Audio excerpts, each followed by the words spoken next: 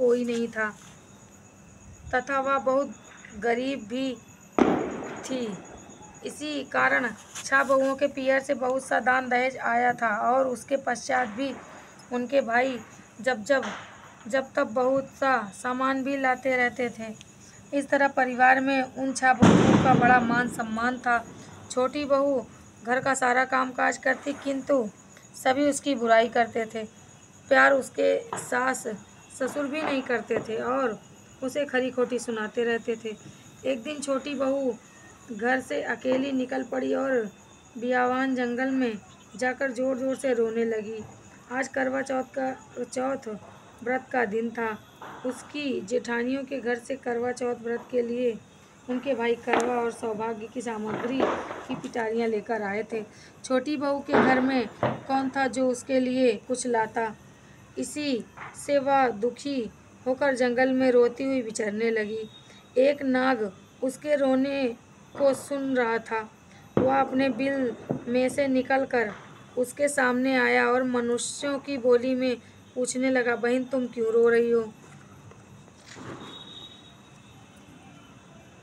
आज तो करवा चौथ व्रत का दिन है, हंसी खुशी व्रत करो। छोटी बहू पहले तो नाग को देखकर डर गई, फिर साहस करके बोली, आज करवा चौथ व्रत का दिन है। सब बहुओं के भाई आज करवा और बहुत सा सामान लेकर आए हैं।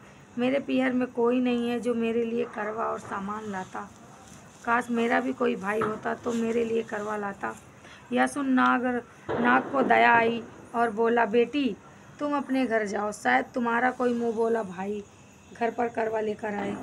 यह सुन छोटी बहू घर आकर संतोष से सब कामों में लग गई।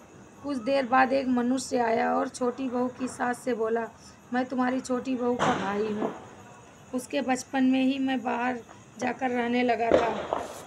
अब घर आया हूँ। आज करवा चौथ है तो मैं उसके लिए करवा और सुहाग पिटारी तथा कपड़ा लाया हूँ।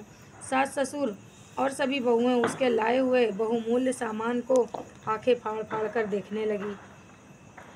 वह इतना सामान और इतना बेशकीमती। छोटी बहू ने प्रसन्न होकर अपने भाई का सत्कार किया और सास ससुर ने भी